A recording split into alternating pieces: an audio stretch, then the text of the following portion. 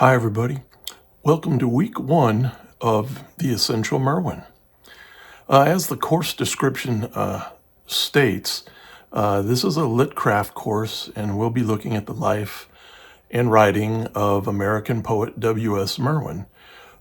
He's a two-time Pulitzer Prize winner, National Book and Tanning Prize winner, and the 17th United States Poet Laureate. By the end of the course, we should all have a better understanding of Merwin's range and his evolving aesthetics, which we may see in our own journeys as poets and writers as well. We'll sample his early, more formal poetry, rooted in classical myths and ballads, and then follow his move to a looser, more experimental poetry that eventually drops all punctuation to capture the sounds of speech and mark the path of breath and thought coming alive on the page. We will discuss his work, how his work was influenced by Eastern philosophy, deep ecology, and we'll talk about his activist nature. The course will include weekly discussions of Merwin's work, craft readings and weekly journal exercises, and we'll workshop some of our own poetry that may or may not borrow from the world of Merwin. So, in week one, you'll complete a journal post that shares your past experience with reading W.S. Merwin's poetry. On the reading and discussion page, we'll have introductions. We'll discuss your visit to the Poet's Coffee Room. We'll discuss what you know about Merwin.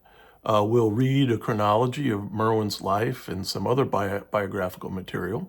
We'll watch a couple videos that introduce Merwin. We'll discuss the music of the line, essay or chapter, and we'll consider some of Ed Hirsch's advice on reading poetry.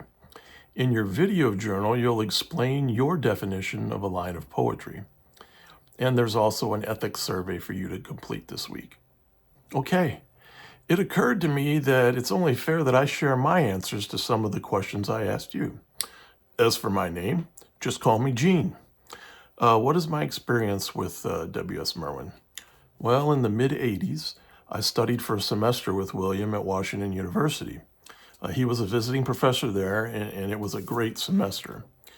The next year, he and his wife invited me to come to Hawaii to stay with them and work with them, and then to house sit for a professor friend of theirs from the University of Hawaii. It was a 7-month trip that I'll never forget. When it comes to his books, I think I have all of them on my shelves.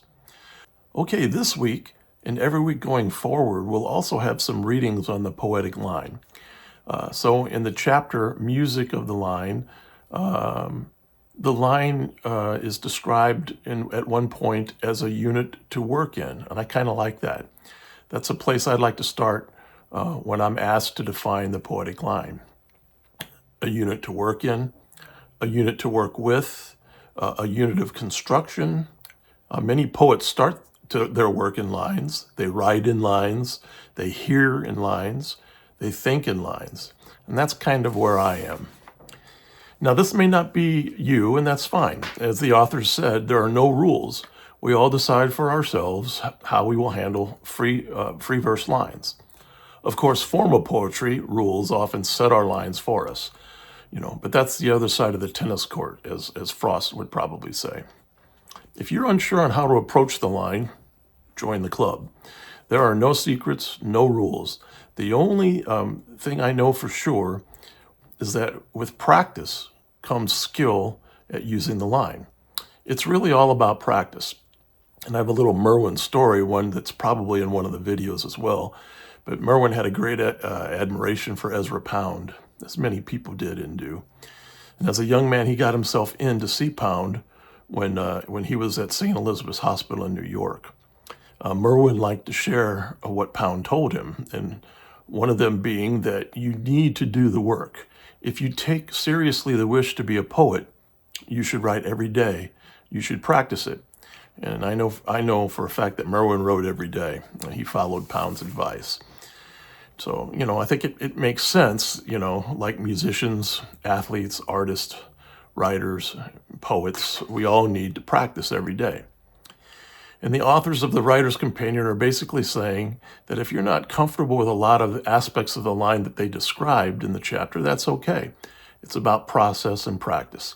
The longer you do it, the more you'll be able to use lines as a tool in your writing and your poems. Now, moving on to the Hirsch article. I think it's just packed full of great ideas to employ when reading a poem. Also, I think that we can reverse engineer a lot of that advice and use it for our own writing as well. I really like his section on the line. And I like his advice about reading out loud and when reading a poem, definitely. And I think you should be reading out loud when you're writing a poem as well. I'm looking forward to more discussion on this. Okay, a quick note. In your journals this term, we'll be doing a lot of different exercises, which will include collecting and writing lines and posting at least one line for each day of the week, as well as answering a few questions about the process. You'll notice that each week there are readings on the line, either in the discussion page or in the journals. Those of you who have studied with me in other classes might recognize this concentration on the line. It's my opinion that line breaks are the only indisputable difference between poetry and prose. Of course, the prose poem puts even that into question, and more on that in other courses. But I hope these readings stimulate some internal thought about your lines and that the exercises assist you in getting a feel for your kind of line. Formal poets are given that template. Free verse poets must create their own rules or discover the poem's rules for where they end or break a poetic line. For your information, only the readings in week 2 are duplicated in any of my other courses. The rest of the weekly readings on lines are new in each course. Okay, I think that's enough for now. I'm looking forward to this term, and I will see you all online throughout the week.